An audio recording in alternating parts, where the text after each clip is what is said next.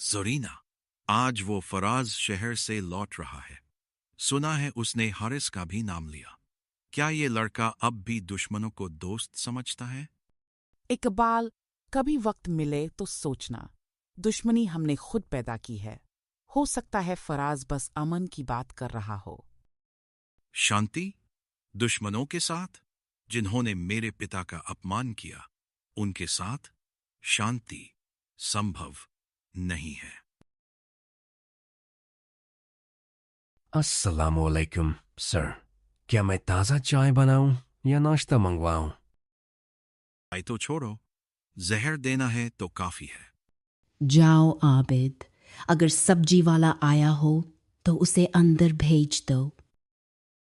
अगर फराज महम चला गया तो मैं खुद अपने बेटे को इस हवेली से बाहर निकाल दूंगी। फराज, तुम कब आओगे? क्या तुम्हें अब भी मेरी याद आती है? बेटा, क्या तुम फिर से उसकी यादों में खो गए हो? तुम्हें पता है, तुम्हारे माता पिता इस रिश्ते को कभी स्वीकार नहीं करेंगे। माँ, हमने क्या गलत किया? फराज सिर्फ सच्चाई और प्यार की बातें करता है। तुम्हारे पिता का दिल अतीत की राख में दबा है। वह हर रोशनी को आग समझते हैं। माँ, हम सुना है तुम गांव जाना चाहती हो उस इकबाल के बेटे से मिलने।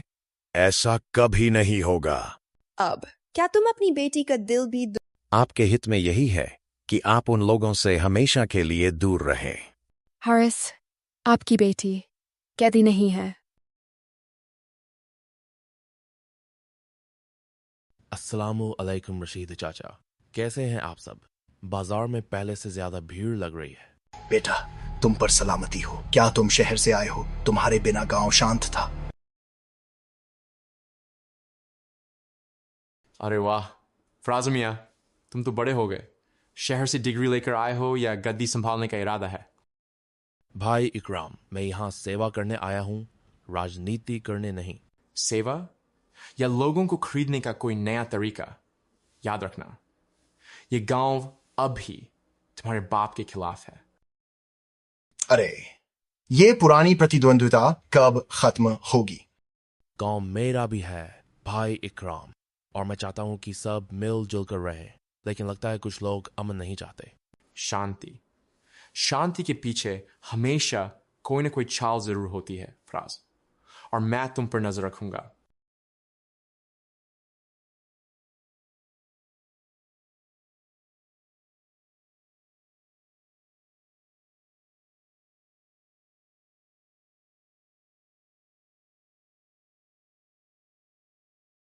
चलो, मैं तुम्हारा इंतजार कर रहा था बेटा। क्या तुम्हें पता था कि मैं आ रहा हूँ? मैं हवा की फुसफुसाहट सुनता हूँ, वो मुझे सब कुछ बता देती है। तुम्हारे दिल में सवाल हैं और तुम्हारी आंखों में एक पुरानी कहानी का अक्स। बाबा, मेरे पापा और हारिस अंकल, ये दुश्मनी खत्म क्यों नहीं होती? क्या हुआ? बेटा, ये दुश्मनी एक गलती से पैदा हुई थी, लेकिन तुम्हारे बुजुर्ग इस गलती का बोझ लेकर कब्र में चले गए। सच तो वक्त आने पर पता चल ही जाएगा। अगर अभी बता दिया तो ये गांव आग में जल जाएगा। बाबा, मैं सच सुनना चाहता हूं। धैर्य रखें, अन्यथा आप वह खो देंगे जो आप सबसे अधिक चाहते हैं।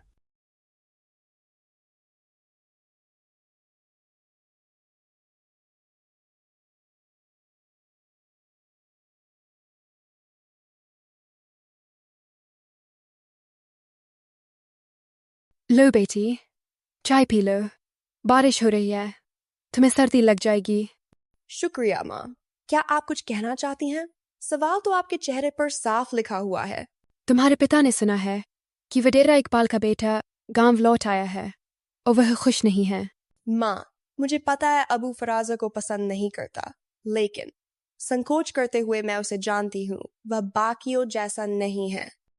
बेटी, प्यार में सच्चाई देखना आसान है, लेकिन लोग पुराने झगड़े जल्दी नहीं भूलते। माँ, मैं गांव जा रहा हूँ, चाहती हूँ। मैं खुद देखूंगा, चाहती हूँ, चाहे वह बदला हो या नहीं, और शायद मैं कुछ बदल सकूं। यह रास्ता आसान नहीं होगा। क्या आप हर चीज के लिए तैयार हैं? हाँ माँ, मैं तैयार हूँ।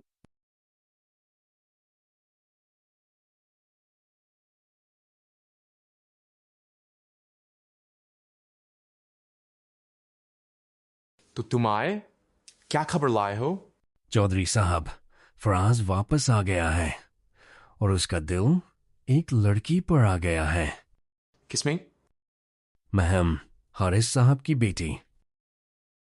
हा, वाह, दोनों परिवार तो पहले से ही दुश्मन हैं। अब अगर ये प्यार का खेल शुरू हो गया तो आग लग जाएगी। बस मुझे अपना हुक्म दो, मैं वो बीज बो दूंगा कि फराज और महम फिर कभी न मिले। बीज नहीं, कांटे बोए जाते हैं। और सुनो, ये काम छुपके से होना चाहिए। इकबाल को पता भी नहीं चलना चाहिए कि उसका कर्मचारी किसके साथ है। चौधरी साहब, चिंता मत करो, मैं अपने मालिक की परछाई भी बेच सकता हूं।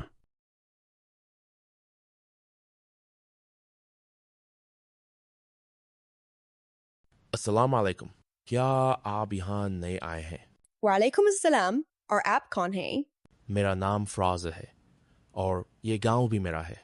बट इफ यू क्रॉस, गांव सबका है साहब, किसी एक का नहीं। हो सकता है आपने मेरा नाम पहले भी सुना हो। अच्छा या बुरा मुझे नहीं पता। मैंने सुना है, लेकिन जो मैं सुनता हूँ उस पर विश्वास करना मेरा तरीका नहीं है। तो फिर शायद हमें एक दूसरे को जानने का मौका मिलना चाहिए।